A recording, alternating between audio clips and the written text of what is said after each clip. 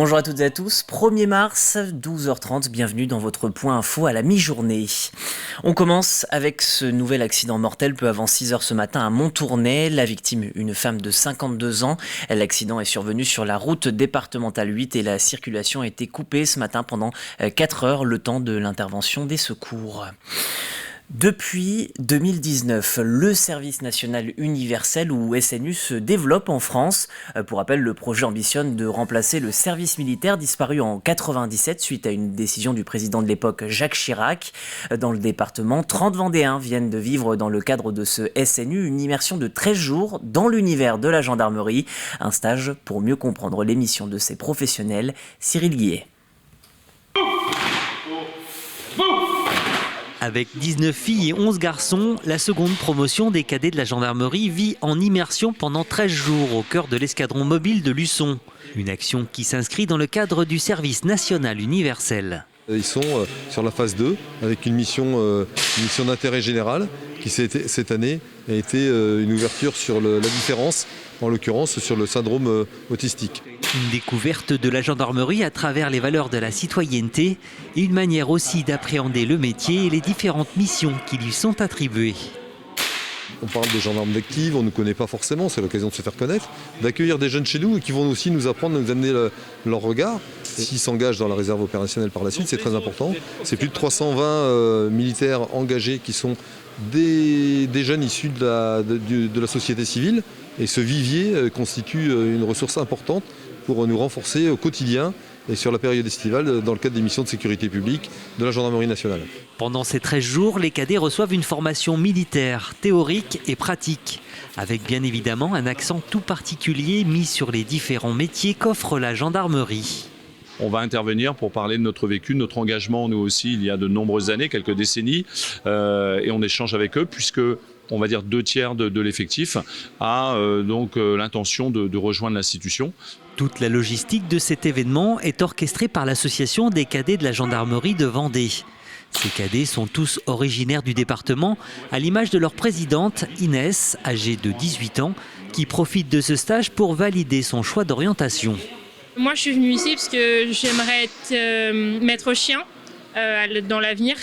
Donc c'est ce qui a vraiment motivé mon choix pour découvrir un peu plus la gendarmerie et savoir si ça me convenait vraiment. Parce que j'hésitais soit à partir en gendarmerie ou du côté militaire. À chaque session, les demandes de stage augmentent de 20%. Cette année, l'association des cadets de la gendarmerie de Vendée a reçu 80 demandes pour 30 places disponibles. Au salon de l'agriculture, la question du renouvellement des générations s'invite dans de nombreuses conversations. D'ici 10 ans, un tiers des agriculteurs partira en retraite, mais tous ne seront pas remplacés. Un fonds de dotation élevons pour l'avenir vient donc de voir le jour sous l'impulsion des professionnels de la filière bovine des Pays de Loire. L'idée, accompagner les jeunes éleveurs lors d'une installation. En Vendée, on le ressent, ce besoin de renouvellement de génération, mais néanmoins on reste quand même optimiste. C'est qu'on peut voir les écoles d'agriculture séduisent encore les jeunes, la formation agricole plaît, les jeunes s'y investissent et donc maintenant il faut simplement qu'on transforme l'essai. C'est-à-dire qu'on assure à nos futurs éleveurs, ceux qui ont envie de se lancer dans l'aventure de l'agriculture, qui peuvent encore réussir et vivre de leur métier. C'est la base aujourd'hui. Si on y vient en tant qu'agriculteur, c'est parce qu'on connaît avant que ce soit les contraintes du métier, mais on y vient aussi surtout par passion, parce qu'on aime nos animaux et ensuite maintenant il faut simplement qu'on arrive à faire entendre qu'il faut qu'on arrive à vivre de notre métier.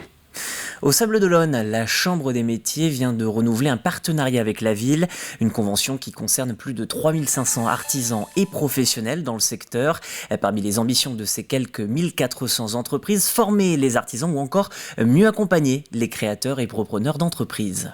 Chaque année, nous avons cette convention pour un nombre d'actions, des réunions thématiques, des accompagnements, des rendez-vous personnalisés qui est fait. Et cette année, nous avons donc reconduit ces actions pour permettre d'avoir ce service du quotidien, de proximité avec les entreprises locales, avec plutôt la Chambre des métiers, au service des entreprises locales. C'est essentiel puisqu'on a besoin d'avoir cette proximité et ce contact direct qu'on n'avait pas pu trop avoir d'ailleurs pendant le Covid et ça avait été une des grandes difficultés pour briser la solitude du chef d'entreprise et voir qu'il est aidé et qu'il peut être accompagné. Dans 2 jours, Emmanuel et Jocelyne prendront le volant pour le 32e rallye Aïcha des Gazelles, une course 100% féminine où 190 équipages s'affronteront du 3 au 18 mars prochain. Particularité de cette course, pas de carte ni de GPS, le but n'est pas d'aller le plus vite, mais de rallier les étapes en effectuant le moins de kilomètres. Pour parvenir à ce résultat, une grande préparation est nécessaire. Colline Davy a suivi le duo le temps de quelques rodages. Bien loin du soleil et du désert, aujourd'hui pour ces gazelles, c'est entraînement sous la pluie et dans la boue. Ouais, tu le sens là que tu patines ? Tu veux pas passer en 4 roues là ? Cette préparation, elle dure depuis 1 an maintenant. On nous a emmenés dans des terrains un petit peu cabossés. Et puis on a fait tout ce qui est démarrage pour des côtes. Enfin voilà, il nous a permis d'appréhender le véhicule, de connaître toutes les techniques du véhicule. Les différentes boîtes de vitesse. Des stages intensifs de 10 heures par jour et des entraînements réguliers dès qu'elles le peuvent. Les 2 amies ont un objectif bien précis. Moi personnellement, mon objectif c'est d'emmener Manu jusqu'au bout. Navigation à l'ancienne veut dire boussole et carte. C'est vraiment l'objectif de la course, il n'y a pas de vitesse, c'est faire le moins de kilomètres possible. Au-delà de la course, les Vendéennes veulent surtout vivre une aventure humaine avec leur association créée pour l'occasion. Du Bel Air au désert, ce sont des rencontres chaque mois entre les 2 femmes et des personnes en situation de handicap. L'idée vient des liens personnels qu'elles ont respectivement avec Valérie, une sœur, et Louis, le fils d'une amie. Des échanges, du partage et une aventure qu'elles vivront donc non pas à 2, mais à 4. Ce lien-là que j'ai pu partager avec ma sœur, j'aurais pas pu le partager autrement, et du coup ça renforce encore effectivement notre lien et la fierté qu'elle a, parce que je l'ai vu dans ses yeux. Moi c'est plus par rapport à sa maman, pour le clin d'œil, pour l'emmener avec moi, parce que c'est important pour moi de l'emmener. Du coup là, dans ce petit parchemin, ils ont tous signé. Donc ils vont pouvoir venir avec nous, tout simplement. Le grand départ est pour bientôt et les 2 femmes n'ont qu'une hâte, voir enfin l'aventure se concrétiser. C'est je vis rallye, je mange rallye, je dors rallye, et je dirais nos maris, nos enfants vivent cette aventure comme nous. Oui. Voilà, et c'est vrai qu'à un moment donné, il faut y aller. Et là, on a envie d'y être. Départ ce jeudi pour Nice, la course officielle débutera, elle, le 9 mars. C'est la fin de ce journal, très belle journée à toutes et tous.